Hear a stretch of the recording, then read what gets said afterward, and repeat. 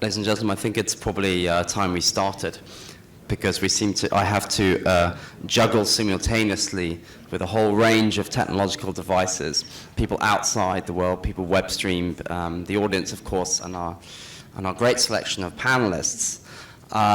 Just a few kind of technical words, because this is quite complicated, so I'll try and simplify things. We have Bloom over here, who is doing the live streaming. We have some Twitter and tweeters over there, and I will be interrupted at a suitable point by Trond, who's in the middle there, and he works with me in the commission. He will stand up and scream when a good tweet comes from the outside world, and I'll put it to the panelists. We also have we have two voting questions to deal with, and I'll ask you to vote an appropriate moment at the end. And hopefully you can draw on the synthesis of the discussion and the insights to help guide your views. And you've got a little voting device there, a little machine. I'll show you how to do it. You have to switch it on, strangely enough. But there's a little button, and it's a small button at the bottom of the right-hand corner. And then you switch it on the bottom, and then there should be two boxes, like an A and a B. Let's say the first question, am I saying it right or wrong? And then you'll have to select and send. But we'll come to that fun part at the end.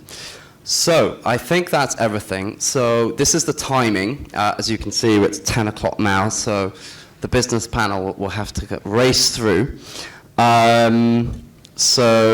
I'm going to start with is a few. I'll ask the speakers just to say a brief word about the companies they work for, and I'm going to ask them to say a couple of words about the DSM strategy. So without further ado, I'd like to introduce our panel. We've got Mark Silverstein from Spotify. We have Andris Bērziņš from Tech Hub Latvia. We have Klaus Blumenthal's from Mozello. And we have from the European Booksellers Association, from Françoise Dubry. And we have Christiane Anschneid from bestsecret.com. I'm still not fully aware exactly what Best Secret does, but I'm sure it'll be revealed.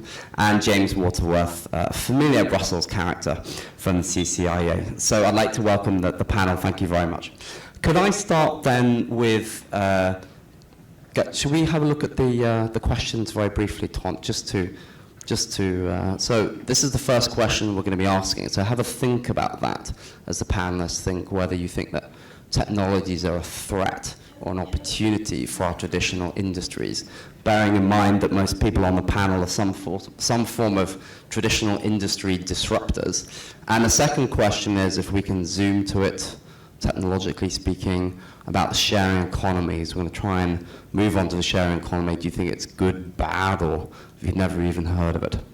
Okay, so let's go back to the panelists, and I'd like to start with James, if he can introduce himself very quickly, and also say in a few brief words, what you think of the digital single market strategy. Although I work for the European Commission, and although I worked for the unit that was partly responsible for writing it, don't hold back the criticisms if you think there are bits that were lacking, bits that could have been improved. Well, it's a bit late now, but as we implement the strategy, just starting, Martin. What are the things that we can really kind of, where are the focuses, where do we need to put the attention? Over to you. Martin's expecting criticism already. He's on the defensive. My name's James Waterworth. I represent a trade association called the CCIA, a brand you don't need to have heard of. More famous are many of the companies that we represent who are internet companies. So you've heard of eBay, Yahoo, Facebook, Google, Microsoft, Foursquare, Netflix, etc. So many of those types of companies and other high technology telecoms and data center companies, etc. What do we think of the digital single market strategy? Firstly, it's absolutely the right strategy. The vision is the right one. That's absolutely clear.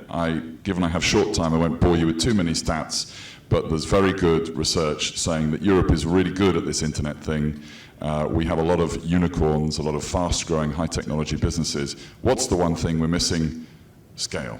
it's very clear that the number of multi-billion-dollar high-tech startups we have is inferior to other parts of the world, so it seems that one of the answers is scale. How are you going to do on the list of activities, Martin, that you've identified in the digital single market strategy? That's the key thing. You have to choose the right things, and then you have to do them in the right way.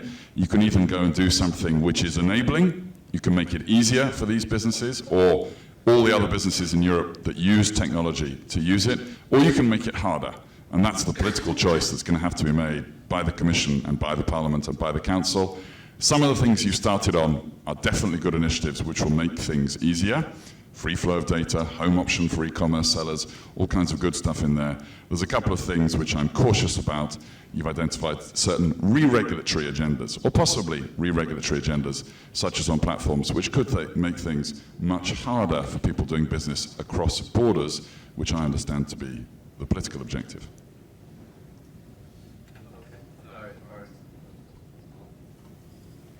Thank you, James. Very instructive. I'd like to pass to Christiana, please, if you could introduce yourself, your company, and a few words on how you found the DSM strategy and what you might like, where you might like to see the emphasis laid. Okay, so yeah, revealing also a bit about the secret, about Best Secret, I guess. Yeah, so my name is Christiane Anscheid. I'm the Chief Market Officer of bestsecret.com. Bestsecret.com is a fashion e-commerce community. We are the only invite-only community, means you cannot register to get into that community. You have to be recommended by a member that is an existing customer. So we are kind of the most exclusive fashion e-commerce community. We are the online branch of a classic retailer that has been founded 90 years ago in Munich in Germany. So we come from the classic offline world. We have been moving on to e-commerce 7 years ago. Meanwhile, the online business is our major part of the business. And yeah, so that's part of me, so I'm representing clearly the business perspective. My daily challenges are localization, so we are acting usually all across Europe. However, as we have some challenges, as we have heard yesterday during the day and already today, the need for localization to really enable an ultimate customer shopping experience that is really localized defends my job, so I'm dealing with localization in the countries to make successful business and to make customers happy. And to come back to that question of a single digital market, I think this is a very, very important initiative. So for me, it's a pleasure to be here. It's very important and also interesting to listen to all those political statements and discussions and visions. However, from the business perspective, I think there's a lot of progress that is needed to be done to arrive there. I can only say from the business perspective, it's absolutely a wish and a strategy to sell all across Europe without barriers, but the truth of the daily business is that it's simply a huge hassle still, and yeah, happy to see progress on that. Okay, Françoise, please. Thank you. Thank you. Yeah? Well, I represent the European and International Booksellers Federation. Our members are national booksellers associations, and they have in turn booksellers into membership, all kind of booksellers, brick and mortar, online, chains, specialized, traditional, antiquarian, you name it. So we represent a real large array of retailers. And our job in Brussels is to look after the interests of our members. Obviously, we are lobbyists. What I think about the DSM? Well, it's very ambitious, extremely ambitious. And what we like a lot about it is that it is very consumer-driven. And as retailers, of course, a retailer absolutely wants to do one thing, is to get access to more markets. And a retailer is present on the market whenever there is a profitability possibility. So being retailers and representing retailers, we are absolutely delighted to see that many of the objectives of the DSM are actually to try to facilitate business. I'm going to name a few, but I'm also going to name a few worries. Very good to see that the VAT issue is going to be tackled. I mean, VAT on e-books in our sector is really an issue. A high VAT on e-book, I mean, actually slows down the market. Consumers don't understand why an e-book is not far cheaper than a paper book. High VAT on e-book encourages piracy, so it's a very strong signal to see that the Commission has committed itself to tackle VAT on e-books. The other VAT issue which we welcome, not that we welcome, the solution in view that we welcome would be to get rid of VAT hurdles for startups and small companies. I mean, it was written in the DSM, and I absolutely understand that for a trader, for a retailer to trade across borders, I mean, you have to actually pay 5,000 euros of VAT cost compliances by country you want to sell in. I will tell you later, if I have a chance, the number of e-books it means for a retailer, I mean, to cover just only these costs, VAT costs. So this is good news as well. Good news, I mean, and we heard yesterday that the Commission has really started action. Good news that tax avoidance is going to be tackled. Very good that fair competition, fair taxation are going to be, hopefully, the rule. So all that is good news. Now, one thing which worries us, and we are actually retailers, but we depend on also our providers. Our providers are publishers. And the book system, the book trade is an ecosystem. I'm going to be a British journalist here, yes, and move you along very quickly. Statement. You asked me what I think of the DSM. I'm just concluding. Well, the worry we have is the fact that copyright reform should be fair and not jeopardize the ecosystem of the book. I'm over. Thank you for that. I won't hesitate to interrupt you if you're a little bit going over time. I'm sorry, because we've only got around 45 minutes left, and I really want to hear the questions from the audience as well and have a bit of discussion. So I'd ask you just in 1 minute now to say very quickly, and I think for Mark, for Spotify, everyone is pretty familiar with Spotify, if you don't have it or not, and I'm not making a plug. So I'd be very interested to hear from Carlos and Andres quickly more about what you do and any thoughts about the DSM, but don't go into too much detail because we'll get to the crux of the matter in the discussion. Yeah. Okay, so I'll try to be brief. I'm Carlos Blumentals. I'm the CEO of a very small startup, Mozello. Basically what we do is we enable small businesses in Europe and across the world to get their business online faster and easier than was ever possible before by creating websites and online stores. And we differ from other competitors that online stores built with our system are EU compliant and VAT compliant. So that's our business. About the DSM, well, we think our practical idea is that it's very good that there is a strategy in place and what EU is doing. We are very satisfied with harmonized consumer rules and with the direction, but I have outlined just a few practical issues that we have currently. So first, the requirement for prices to be showed VAT inclusive. It's difficult to implement in real world because geo-detection is a technology that's not reliable. So what we would like to have to be legal to display prices without VAT, and after user confirms their country, only then show VAT inclusive prices. And then a few other things. We think that EU consumer rules, they are so strict, and that's bad for export because US consumer rules are more relaxed. So for participating in global markets, if we could be exempt, so if we could sell to other consumers that are not EU consumers, if we could apply to them similar rules that are, for example, if you sell to US, if you could apply US rules, that would be great for us. And also, as a small business, we really feel that there is still a lack of game-changing platform regulation. We think that platforms such as Google and Facebook that can tremendously impact your business, that they should be regulated. We feel that currently the instruments in place are not enough. So basically, this is our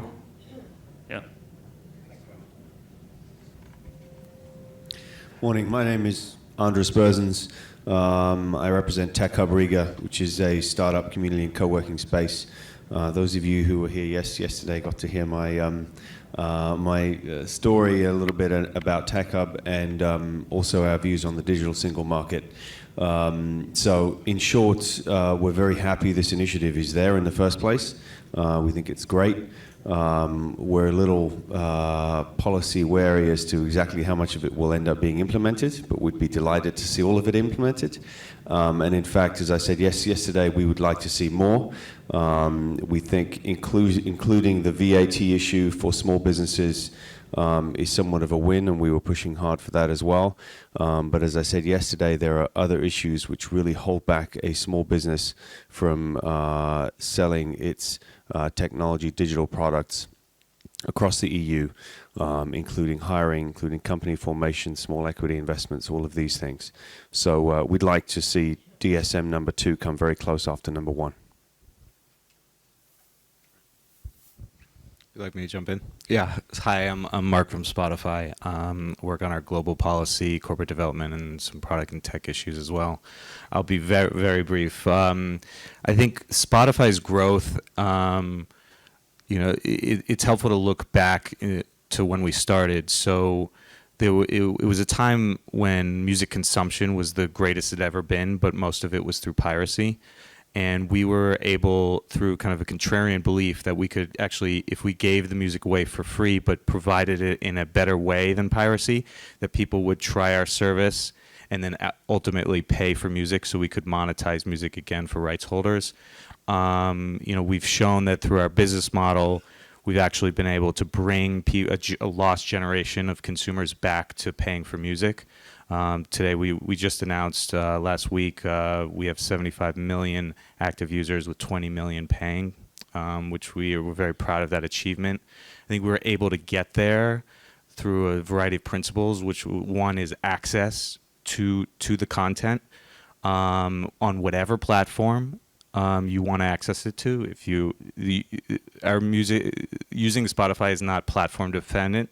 You can have a Windows phone, you can have an iOS device, you can use it on your laptop. Our goal is to provide music in any way, shape, or form, and it's not tied to hardware or anything else.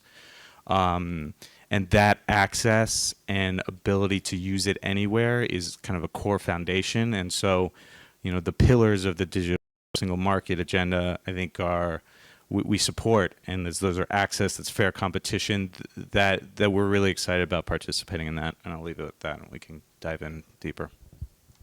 Great. Well, I'm very impressed by the opening interventions. There's a lot to talk about here. So I'm going to imagine that there isn't a DSM-2 strategy. The DSM-2 strategy is now, because the DSM strategy already foresees the possibility for a number of measures to be taken and actions. So just say we have a blank sheet of paper now, and we have to improve and catch up and accelerate and achieve scale and innovate. What can we do? What's missing? How can we get the innovation going in Europe? Can I ask that question to Andras, please? So I think the answer is the innovation is happening. It's happening there. There's a massive growth of new companies, startups, which are trying out new business models, building new technologies, and each in their own little space trying to change the world. And I think the answer is not what can we do to help them, it's what can we do to make sure we don't stop them and kill them, right? So the death rate among these companies is high. By definition, entrepreneurship is a dangerous business. You should expect that most new businesses, a good proportion will fail, right? The question is, can we reduce that failure rate and increase the success rate? And I think there's the points I mentioned earlier, around the key tasks that a digital startup is dealing with in its first few years when they might have, less than 10 or 20 employees. these are tasks which are vastly more difficult for that size of company than they are for what's typically known as an SME. So a local lifestyle business, a hairdresser, a restaurant, I don't know, a bookstore, whatever, that's only selling locally in a physical product in their local environment. And so these challenges are vastly more complex for startups that are from day one selling globally.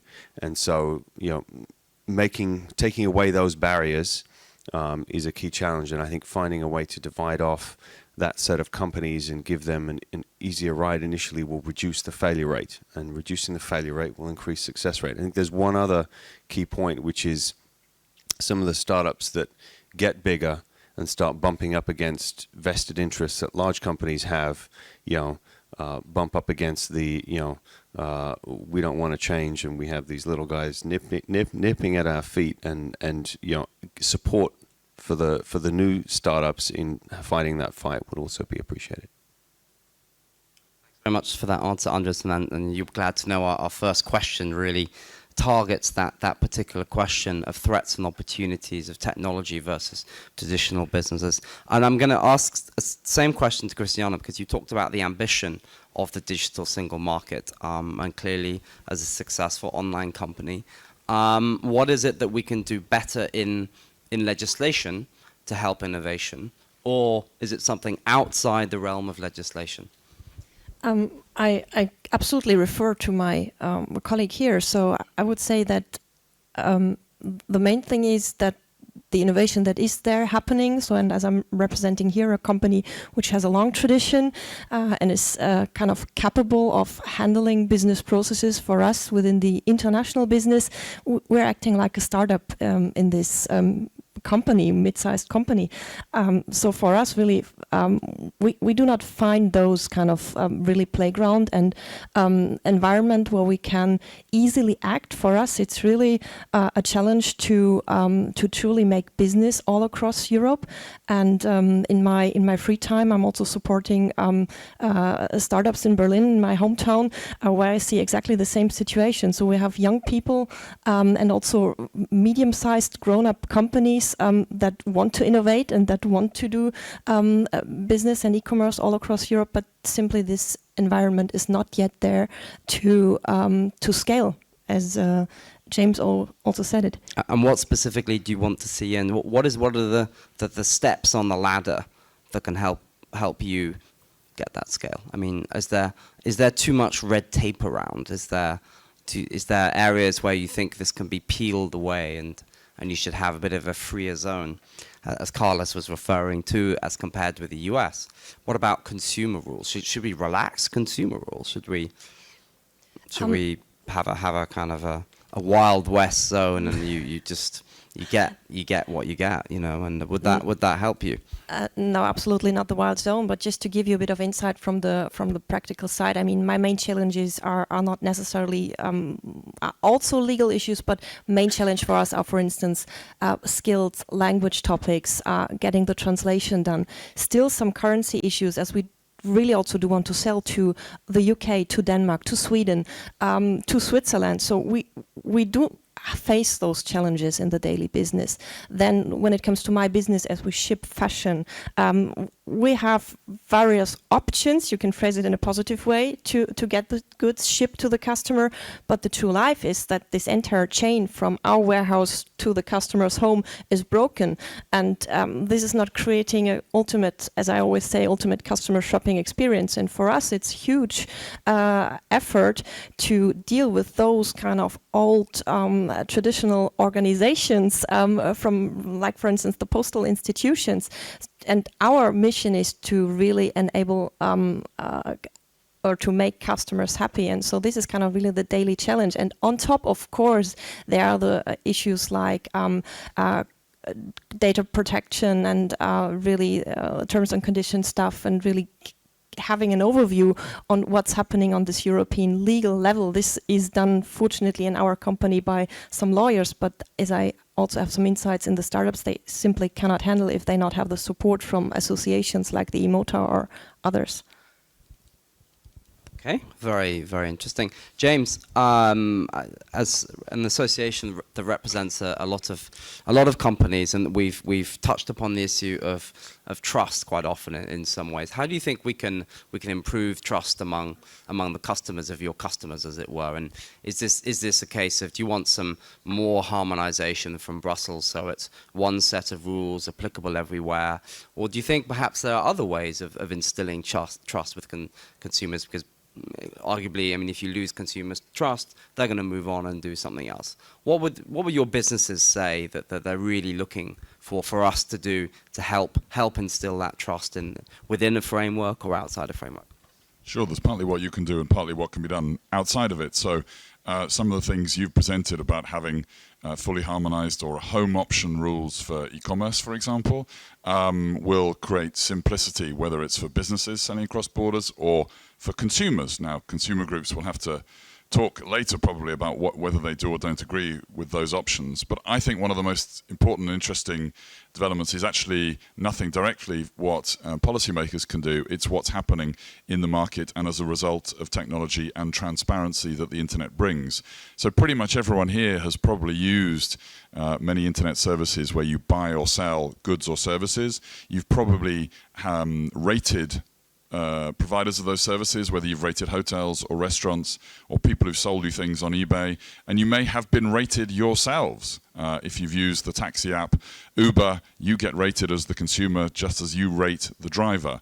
And this trust we are seeing a new model of trust emerging on the internet, which is not necessarily delivered or driven by the legal system, but what the transparency of the internet makes possible. So we have this massively distributed intelligence, this crowd wisdom in a way, which previously wasn't knowable. We only knew what our friends and our close circles had told us about a particular shop or a particular restaurant. Now we have much more information about what's going on, and that's extremely important because a government once upon a time had more information than anybody else, and now governments have less information than anybody else. So we need to embrace those new models. So I'm just going to take up, I'd like a question from the audience, please, on this question of trust and ratings. Would you like to ask a question on that? So I'll just pass the mic to you, I think, unless there's mics going around. Why don't I? Thank you. I'm Ola Landström from the Swedish National Board of Trade. I find what you're saying very interesting, and I think that we need to ask Martin how the legislator is going to act on this new trust system. Because as you were saying, we have very strong platforms that are almost monopolies in a lot of cases, and these new systems are generated through the terms and conditions on these platforms. And if they are monopolies, they are able to do these terms and conditions however they want. And that is an issue. And there's also an issue of maybe new ways to misuse this new system of trust. It's a great system, and I think it's going to work, but there are ways to manipulate the system. I could hire 1,000 Indians to give me a 5-star review, or I can give bad reviews to my competition. And when this is only regulated in the terms and conditions between the two private parties, we have an issue there. Thank you. Okay, very good. I'm actually not going to, even though I'm here representing the European Commission, I'm not going to, European Commission. I'm the chair of the discussion, so I'd rather hear from the panelists on those issues. I'll just take up one question.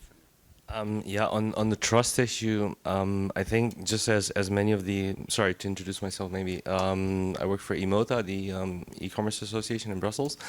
On the trust issue, we have a lot of legislation already at the European level, and often the problems we see in the market and from our members is not the lack of rules, it's usually the enforcement questions and also the coordination at the European level to enforce these issues.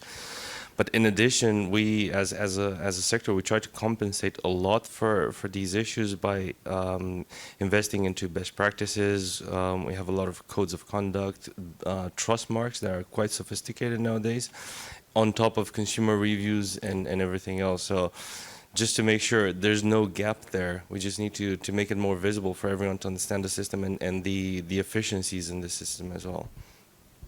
Okay, so I'm going to go over now to Françoise. So what do you think about this consumer legislation and what we can do for the trust and what's this about? Do you think we should start, regulating to help the smaller businesses? There was some discussions of raters and how we rate the raters. I mean, is this fair? I mean, if people use your website and they're just an angry customer for something, and then they get this coalition of raters, is this a fair way of doing something, or would you prefer us to have kind of like harder rules in the framework of Europe? Well, I think that all retailers and all businesses in general would say to you that, I mean, legislation should be as simple as possible.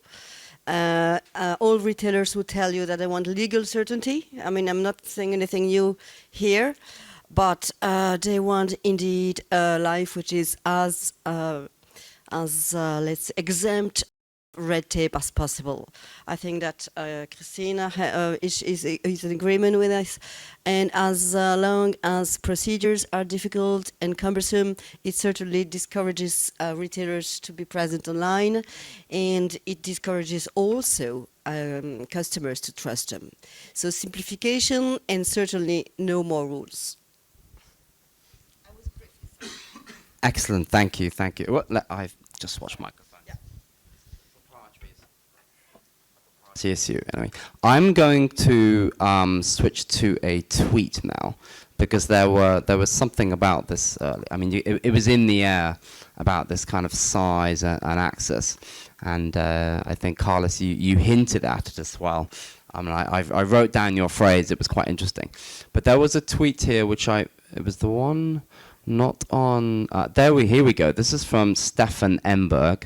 So hello, Stefan, wherever you are, whether you're in the audience or whether you're outside of here. And it's the DSM fails, this is a nice start, on the core market problem. Companies, and especially, I think he means small businesses here, cannot compete when there's a winner-takes-all infrastructure taking control. So I'm actually going to put that question to James to start.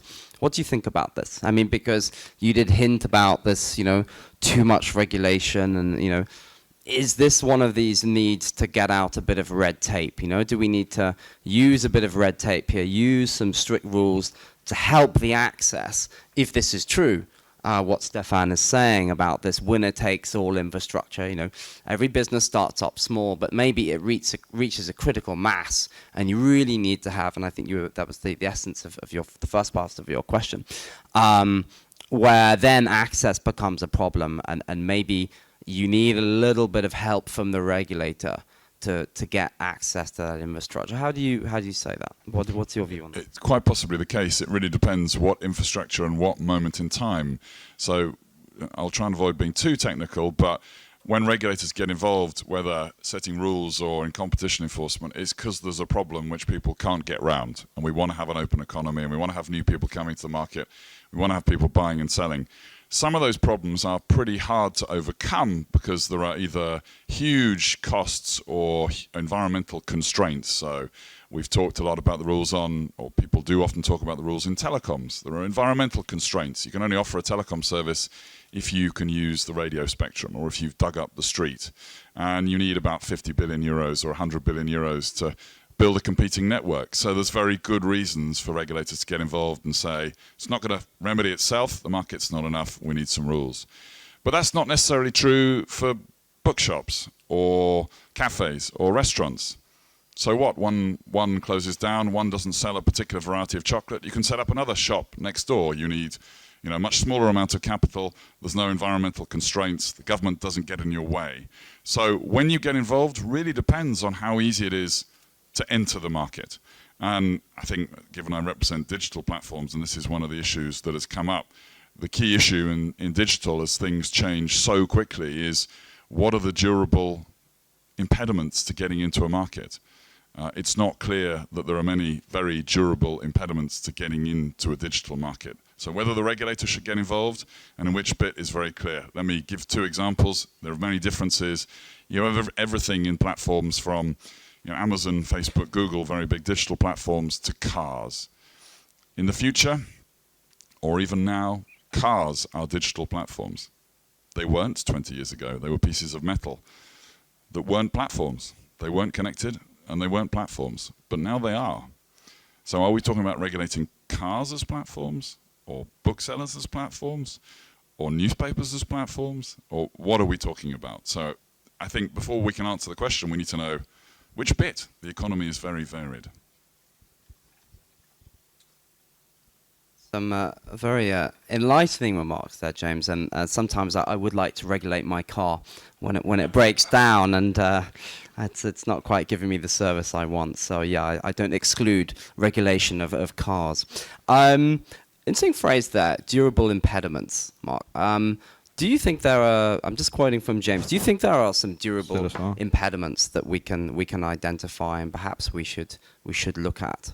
Particularly on access issues, So I think James has made some really important points about, especially around platforms. It's important to define what is a platform, and because really anything could be a platform. A grocery store is a platform. I mean, it's a way to access goods, right? So you need to figure out how to define it. When from our perspective, from Spotify's perspective, and where we sit in the ecosystem, there's a two-sided element to some of the ways we can access users. Because at the end of the day, our growth and our ability to deliver a service is about how many users we can access, and can we deliver the service to those users. And we sit between content owners and systems to deliver our product to users. So to be a little more concrete, we need to be on a laptop. We need to be on a mobile device. And there aren't that many ways to get on a mobile device these days. There are two major mobile platforms. And I think the ability to access those users on fair terms, to contract with those users on fair terms, is very important for companies such as ours, especially when the owner of the platform also competes with us as a direct competitor. So that's, in our mind, that's a narrower way to look at it, and to examine whether smaller developers who focus on a particular vertical or area, whether it's music, movies, cloud storage, do they have fair access to both deliver their product to the consumer and also contract with the consumer on fair terms. So really the competition is who's making the better widget, right? Is Spotify delivering music in the best way? Because if we're not and users prefer something else, they should use something else. But can we compete on that level rather than an access level or something where we're just not going to be able to deliver a mobile platform or something like that? But as James said, he was talking about durable impediments. We know how fast changes and we know how fast developments take place in the digital world, and you alluded to essentially two main interfaces for the mobile platform. I mean, James, would you, just to throw that back to you, do you think that's a durable impediment? I mean, we quite know we've got the Android and we've got the iOS system. Are they going to go away tomorrow? I mean, or do you think that for the foreseeable future, this is something that kind of our European entrepreneurs and up and growing and booksellers and best secrets, do you think that's something they need access to, or will it move on tomorrow? The only way I can answer this question is to tell you a quick bit of history, my personal working history. I used to work for a company called Nokia, and in 2008 there was a front cover of Forbes magazine with the chief executive of Nokia on holding a mobile phone, and the headline was, "Can anyone beat the cell phone king?" 5 years later, 4 years later, maybe 3 years later, it was inconceivable for Fortune magazine, apparently, that anyone could, and we know what happened. So, I don't know. If someone was going to do something about this, I suspect both of those will no longer be in that position. All those gadgets won't be in that position by the time you did something about it. If you were to start writing something tomorrow, for example, people will be using Spotify on, for example, you're taking Spotify as an example, on hi-fi systems where it's integrated, or in cars where it's integrated. So the centrality of the mobile device is one thing, and even if we are still using mobile devices, whether it'll still be those same software systems, I don't know, but they won't be around forever.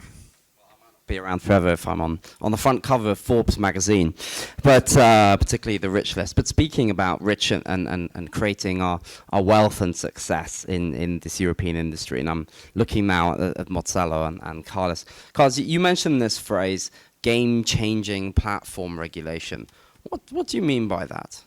Yeah, well, basically there was a discussion about platforms, but what we mean, well, one example, over 95% of consumers in EU search for goods and services in Google, which is an American company. So basically, Google is one of the most important sales channels. What we have in our mind is that if a platform is as large and powerful that it is essential for many businesses, for existence of the businesses, then there should be in place rules that make it so that this platform gives equal opportunities to all participants of the market, be it small or large. So we believe that the competition laws, that's all fine, but we still know that many of these platforms have terms of service that are created not in Europe, and they are something different, probably what we would like to see. So if basically it boils down to this, if a platform is so important that it can impact the development of businesses, then it should be regulated so that it gives equal and fair opportunity to participate on that platform for all businesses, be it large or small. So, points taken. But the equal opportunity, equal access. What do you think from the European booksellers' point of view? I mean, there's a big, quite famous American competitor out there. Should we regulate the enemy? I mean, do you think your competitor? What's the feeling on that? I mean, the equal opportunity. I mean, you're very successful. You're referring we to help the you? recent.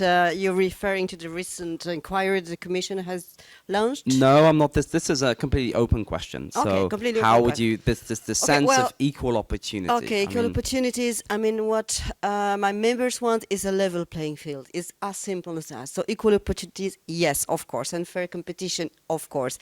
But I'm just referring to what my colleague from Marcelo said there. The conditions and the terms that some platforms sometimes impose to their providers, and then I'm referring to the specific inquiry which was launched last week by the Commission, which we welcome. Of course, I mean, when a provider imposes, specific conditions to their when a retailer, a big retailer imposes some specific terms to their providers, in this case, it doesn't really create the basis for fair competition for all other retailers. And as we know, it's in the interest of European consumers to have access to more than one retailer. So equal opportunities, yes, but don't forget, I think we should never forget that equal opportunities in the end is in the interest of consumers, not only businesses. Okay. I want to take up the point again of opportunities. Andres, you can answer this in relation to platforms or however you wish. Do you have a view on this? On the issue of open access regulation. So I think I don't think it's a simple issue to answer, and I think there's a lot of sort of case-by-case reviews that need to be happening, primarily by, I think, the competition authorities, right? I mean, that's really the prism through which you want to be looking at this. And I think one of the things not to forget is that the existence of these platforms is also one of the reasons that some small companies can grow and rise very rapidly. right? So there's a number of businesses, including, say, new media businesses, which have grown very rapidly on the back of Facebook, say, right? So this coin has two sides, and I think the primary lens through which you want to look at it is a competition lens, right? So is a particular platform inhibiting competition and preventing players from getting equal opportunity to sell to consumers?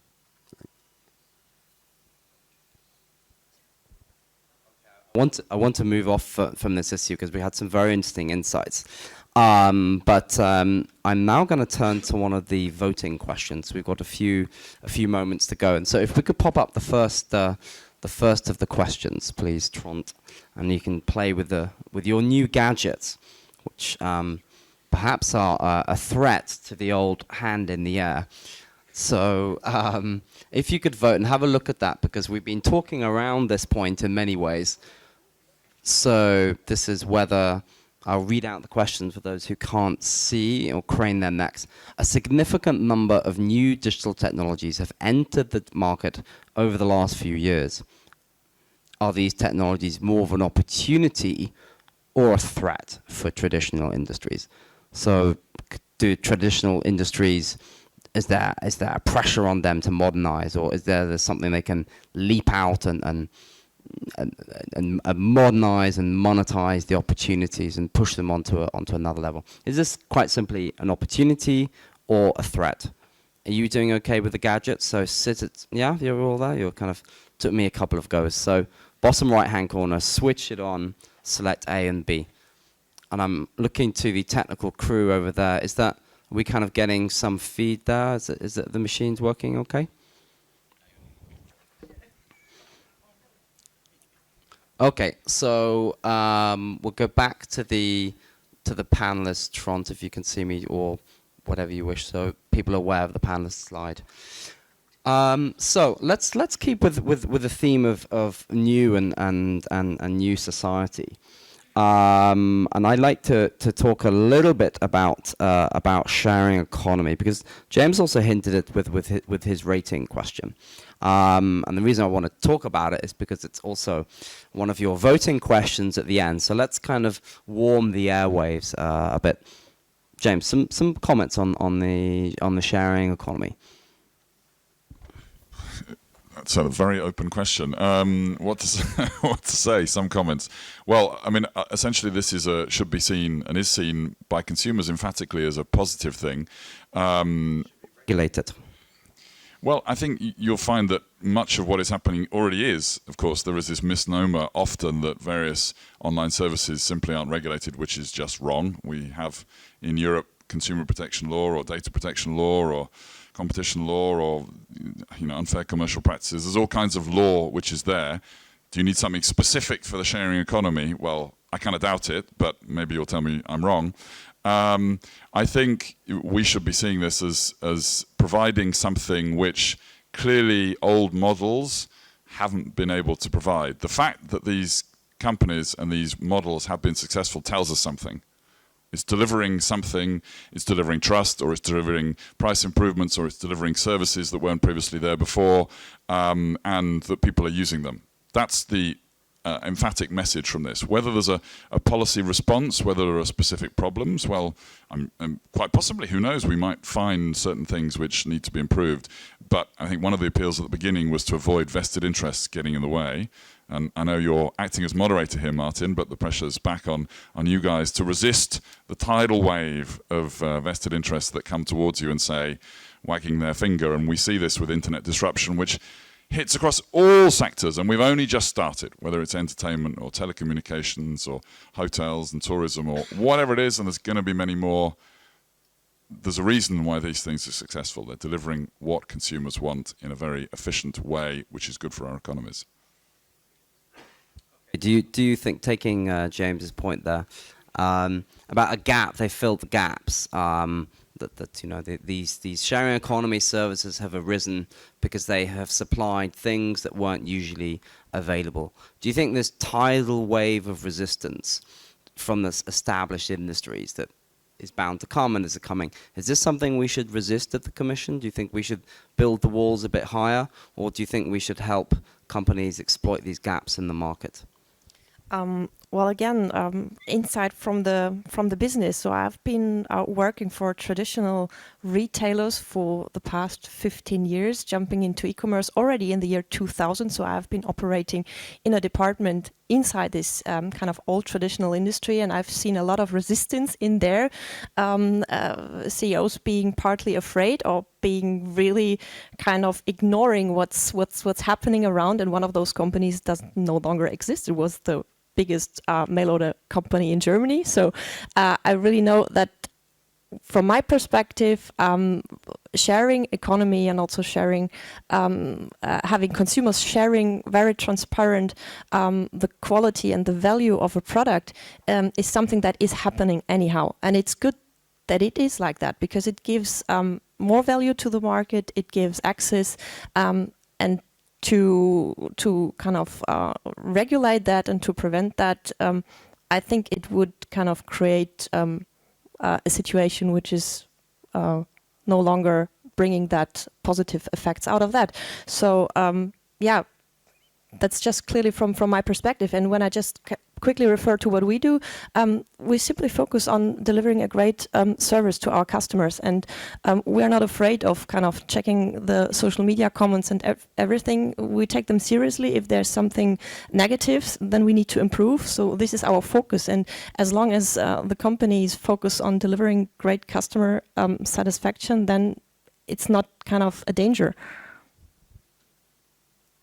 Okay, and I come back to customers for the final point. I think I'm going to take a question now from the audience, if I may, on the sharing economy. And if someone's got something about regulation and the sharing economy, has anyone got a question from the audience you'd like to ask? If we could just, I'll give you the mic. Thank you. Elsa Groen, Independent Retail Europe. Yes, the sharing economy, just first a comment. You say it fills gaps, but actually often there are services that are already being provided by service providers that comply with the rules, that pay taxes, that pay salaries, that pay social security, add to pensions. So I'm not so sure that it's always a good thing to have this service, because it's often a way of sort of avoiding this kind of burdens. Where it doesn't exist, obviously it does fill a gap, and clearly there's a challenge for the other companies to also be able to compete and to take up certain ideas from the sharing economy. We'll see how it develops. A problem is often the C2C, I think. There's no C2C protection apart from our normal civil law. So I think there's a gap. I'm actually going to put that question to Andres. And do you think then that the sharing economy companies that take on the vested interests, should they be subject to some rules? Because everyone knows that these famous sharing economy companies and say, hold on a minute, I had to pay 100,000 euros to get my license, I have to comply with all these things. Along comes a sharing economy, they're subject to no rules at all. Oh, and they don't pay tax. Oh, and they don't pay social security contributions. Do you think there's room there for kind of pushing them for their own protection? Otherwise they might get closed down as being free riders. Yeah, so I mean, I think there is rule for regulation here, but I think the regulations already exist, right? So if let's take Airbnb, for example, right? So I can rent out an apartment here in Riga to someone on Airbnb, and I'm earning business income from a property I own, and I should be paying taxes on it, right? If I don't file my taxes, then I should be personally liable for tax evasion, right? That regulation exists already. It's just a question of enforcing it, right? Some cities have hotel taxes, right? And I think that's a more complicated policy issue that those cities need to deal with, and how to assess that and how it's, I don't know how it's defined and so forth, right? But most of the issues, I think, the critical issues are really around safety and probably taxes, right? So safety, I don't want Airbnb renting out a small apartment with no fire exit to 20 students who are going to endanger themselves and the rest of the people in the building, right? I mean, that's a classic safety question. The same thing with, Uber or other ride-sharing services. You want the people who are taking passengers for a ride to be responsible for their safety, right? So these are, but the legislation out there, I think, either exists or is very close to suitable for this, and there is a question of enforcement for safety and so forth. And I think the tax evasion question is more a question. The tax authorities are not yet equipped to deal with this problem, but I'm sure there will be some high-profile cases of people having to pay quite a lot of taxes which they haven't paid when renting out their apartments, right? But there's no new regulation. It's more a question of people doing what they need to do. I would argue that yes, I mean I can set up my own kind of taxi service tomorrow, and maybe if their driver checks on me, then that is a form of regulation, because if I just jump in my car and say you can come in, I'm not regulated. I just have my driving license. So actually that is a little one more step. So you're assuming you have a classic passenger vehicle driver's license. It doesn't that driver's license, I don't think, lets you operate a passenger vehicle, right? You can take your family, you can take your friends, but in most countries, at least, the classes of driver's license are different, right? So if you have a driver's license for operating a vehicle for taking passengers as a commercial vehicle, then it's, I don't see why not. Well, I'll start the service. I'm just going to look quickly at the board. So there was looks quite a. This is almost kind of a dictatorship election result here, 85%. So this is quite something. I'd like to come to the final point of discussion, because Francois, you mentioned the importance of consumers, and consumers should be at the center of things. I'm just going to tell you for time now. I'm gonna go over about 5 minutes because we didn't start until just after 10. So we'll kind of push a bit at the margin. So we're talking about consumers. And there's this issue that's often spoke about, and that's geo-blocking.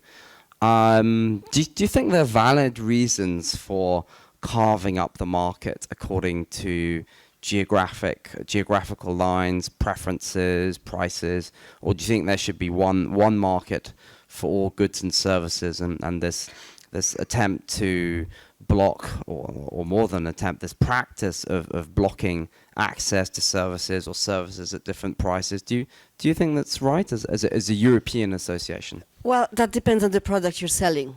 In the case of Christine, she's selling suits, and suits don't speak languages.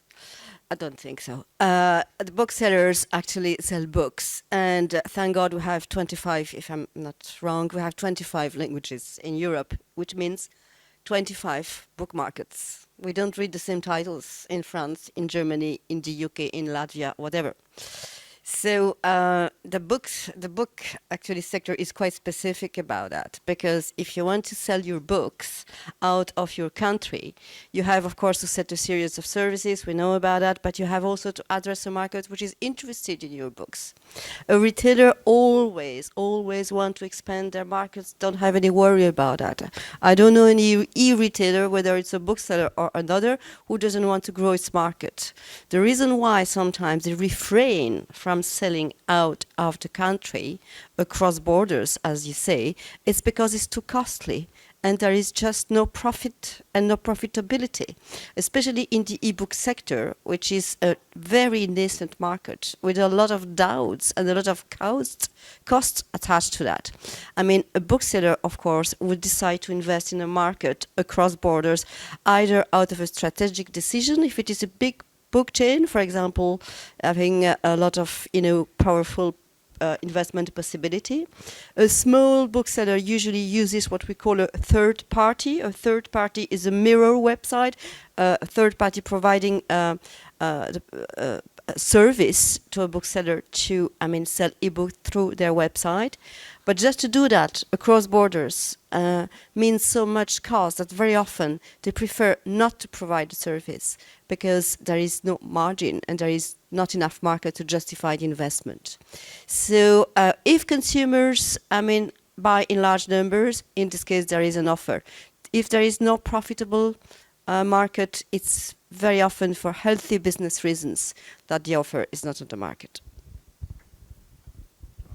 So Carlos, do you have any views on this? Do you think that consumers should be allowed to access everything at the same price across Europe? Do you think that these national preferences and the justified reasons apparently for the different book markets and habits of readers and languages, do you think this is a justification for allowing companies to prevent access, or do you think it all should be one space? What's your views on that?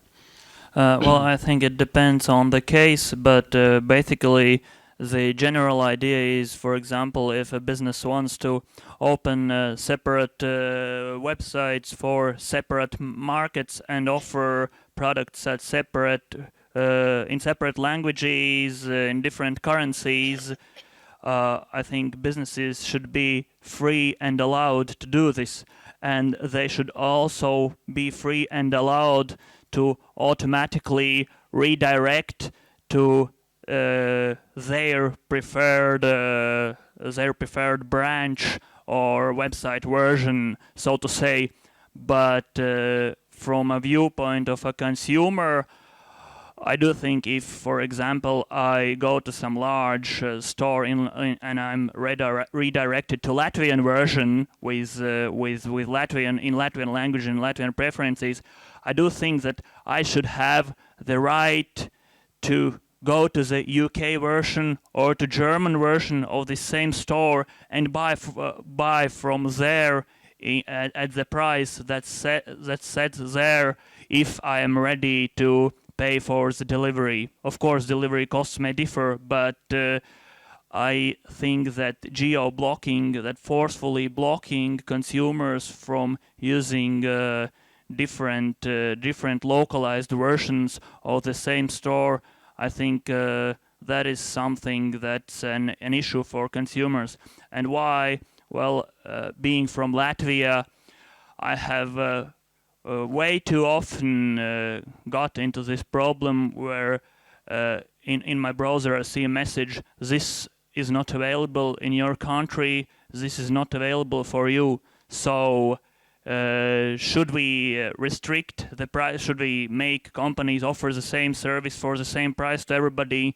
No, companies should be free to choose price points and offer localized versions of the store, but forceful blocking, that's something I believe that's not very good for consumers.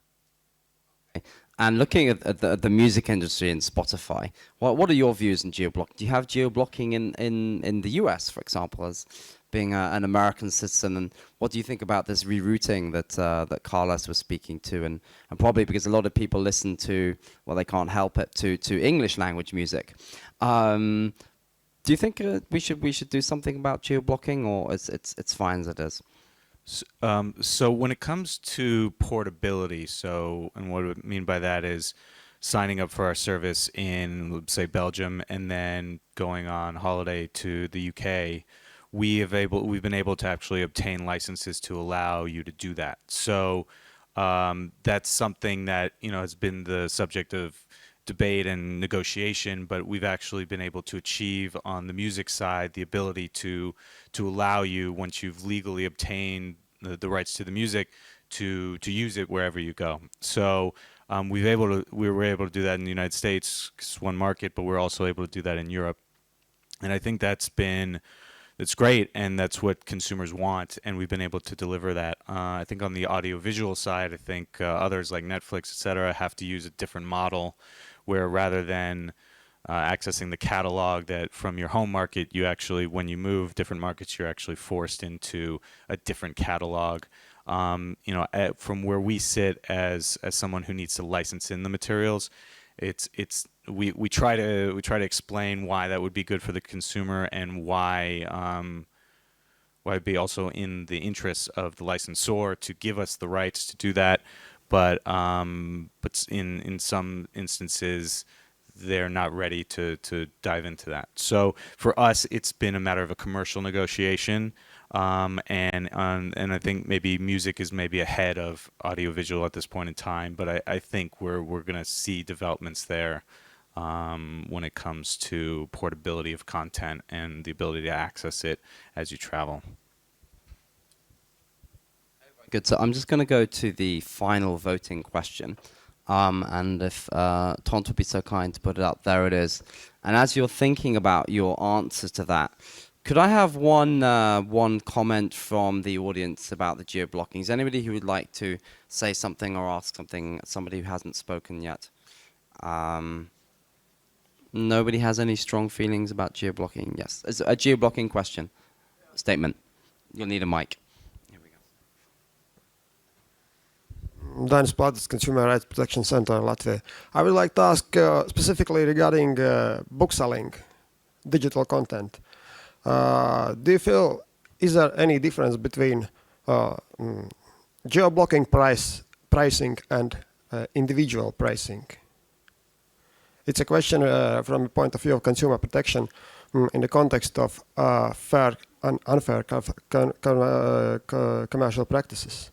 Because if, for our point of view of consumer protection, if pricing is based for all consumers of certain country on geographical location, and because of that, that specific prices are that level, that's fine. But if pricing is based on individual habits of specific consumer, then it looks like a unfair commercial practices. Do you feel that there is a difference between geo-pricing and individual pricing?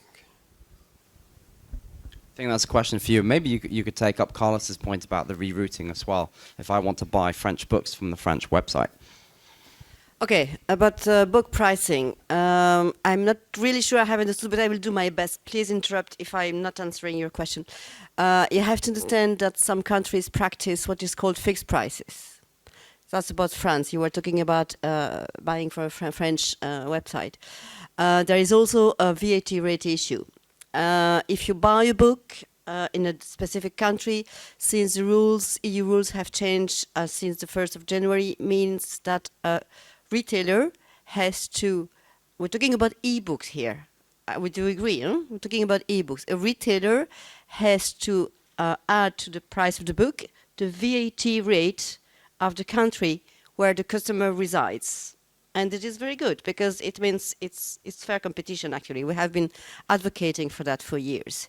So it might mean that a book will cost you in Latvia X, and it might cost you, I don't know, in Estonia, another price because the VAT rate is different. Does it answer your question? No. Yeah. Is there a difference between this argument you just explained and specific private attitude, specific individual consumer behavior? You know consumer location, but you know consumer habits as well. Yeah. Okay. It's quite a complicated question, yeah, but it's quite a complicated question. Try to be brief. Yes, I will. It's not an easy question, I appreciate. Yeah, I will. I couldn't answer it myself, so I will over just to you. tell you that we have, I will be extremely simple, I mean simplifying a bit, but anyway, we have 28 countries in the EU, 25 book markets, 28 different book price policies, because the cost of life is not the same in each country. Life is very dear indeed. So I would like to have one final catchphrase, soundbite statement that you want ringing in the ears of all the audience. So very briefly, James, what's your one thought that you'd like the audience to go away with, and us as Commission thinkers and strategists? What's the thought? All of these new internet services and internet platforms are the ones making the digital single market happen. They're the ones who are not waiting for rules to come about before they do it. It would be made easier. It can be made easier, but many of these services are trying to conquer the differences, the fragmentation which happens to exist in advance of the regulator getting there. That shouldn't stop you, but we should remember that it is these platforms that are making cross-border transactions happen on large scales. I mean, no rush to get there. But so, Christiana, what's your go-home, takeaway thought? I think it's very important to have a look at the core business needs, so really the day-by-day issues, and to really, I would love that all those people dealing on the political side really try to put themselves in this perspective from day to day, because also quickly referring to this geo-blocking topic, we would love to sell all across Europe, and we opened the shop bestsecret.com for Europe worldwide, and then we simply found out that it's impossible to create sales without localization to overcome all those challenges, as we said.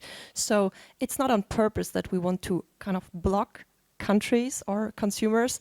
It's just that we simply cannot handle the operations that would create a customer shopping experience. So my main kind of sentence or request would be to put yourself in the business perspective to really also consider that. Okay, well, we're all ears at the Commission to hear about these localization requirements. François, final thought. Absolutely agree with Christine.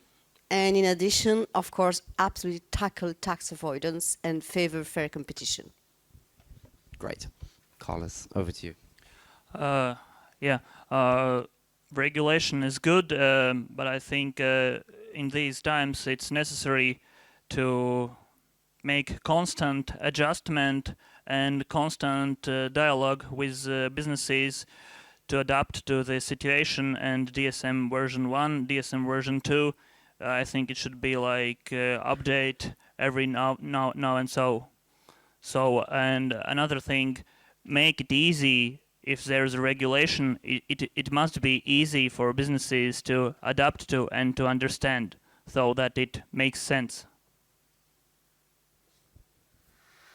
Yeah, so make it easy is the right phrase. Actually go and implement what the Digital Single Market Initiative is about, and really make it happen, and not 5 years from now, but a year from now, 18 months, right? I mean, we need to move fast. This is not something that the Europe can wait for.